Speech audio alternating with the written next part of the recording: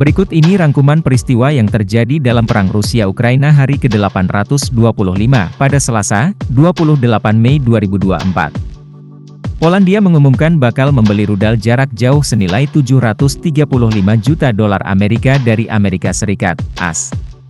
Pembelian tersebut dimaksudkan untuk meningkatkan kemampuan pertahanan negara, guna melawan potensi ancaman dari Rusia. Polandia juga baru saja mengumumkan akan membatasi pergerakan diplomat Rusia di wilayahnya.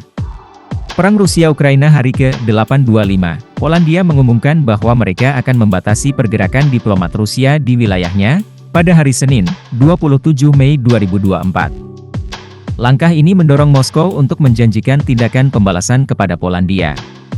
Pengumuman itu muncul setelah Polandia menahan beberapa orang yang dicurigai merencanakan serangan sabotase atas nama Dinas Keamanan Rusia.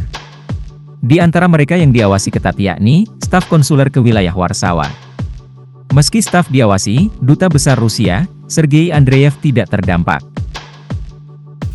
Polandia juga mengatakan akan membeli rudal jarak jauh senilai €677 juta, $735 juta dari Amerika Serikat untuk meningkatkan kemampuan pertahanannya guna melawan potensi ancaman Rusia. Kontrak tersebut, yang akan ditandatangani secara resmi pada hari Selasa, 28 Mei 2024. Ini merupakan bagian dari modernisasi tentara Polandia, yang dipercepat oleh invasi Rusia ke Ukraina. Spanyol akan memberikan bantuan militer sebesar €1 miliar kepada Ukraina tahun ini. Perdana Menteri Spanyol, Pedro Sanchez, dan Presiden Ukraina, Volodymyr Zelensky baru saja bertemu di Madrid untuk menandatangani perjanjian pertahanan dan keamanan yang berjangka waktu 1 dekade.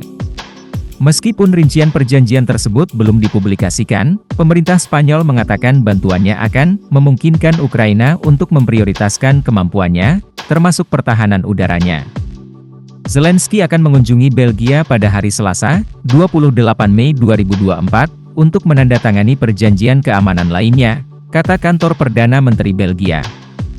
Pemimpin Ukraina itu akan terbang ke Brassel dari Spanyol sebagai bagian dari turnya ke beberapa negara Eropa, dalam upaya menggalang dukungan untuk Kiev. Setelah Belgia, Zelensky diperkirakan akan menuju ke Portugal. Kota Luhansk yang dikuasai Rusia di Ukraina Timur diserang 2 kali dalam waktu 3 jam pada Selasa 9/28/2024 pagi, kata para pejabat. Serangan tersebut terbilang yang terbaru dari serangkaian serangan di dekat kota itu. Ukraina tidak memberikan komentar resmi mengenai kedua insiden tersebut, namun outlet berita Ukraina mengatakan target serangan kedua adalah sebuah lapangan terbang dan mengunggah video kebakaran yang menyebar ke wilayah yang luas.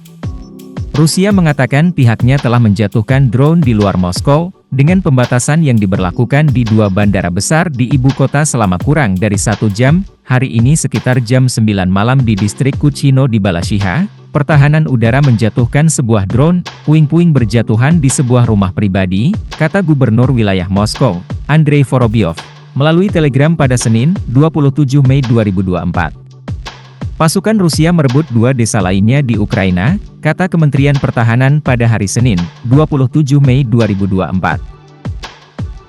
Pemukiman tersebut adalah Ivanivka di wilayah Kharkiv dan Netailove di Donetsk. Sebuah pesawat tak berawak Ukraina menargetkan situs radar jarak jauh di dalam Rusia pada hari Minggu, 26 Mei 2024. Ini adalah serangan kedua dalam seminggu terhadap infrastruktur yang digunakan oleh Moskow untuk memantau aktivitas militer Ukraina, kata sumber intelijen Kiev. Sumber tersebut mengatakan serangan itu ditujukan pada radar Voronezh M di dekat kota Orsk di wilayah Orenburg, 1.500 km dari wilayah terdekat yang dikuasai pasukan Kiev. 3 orang tewas dan 6 luka-luka dalam serangan Rusia di wilayah Mykolaiv di Ukraina Selatan pada Senin, 27 Mei 2024, kata layanan darurat Ukraina dan seorang pejabat setempat, sementara 1 orang tewas dalam serangan Rusia di Kharkiv. Moldova telah memberikan kewarganegaraan kepada beberapa anggota band rock pembangkang Rusia Belarusia BI-2, yang menentang perang Moskow di Ukraina, kata pemerintah pada Senin, 27 Mei 2024. Presiden Maya Sandu telah menandatangani dekrit yang memberikan kewarganegaraan kepada anggota tertentu BI-2, kepala kantornya Adrian Balutel mengumumkan di media sosial.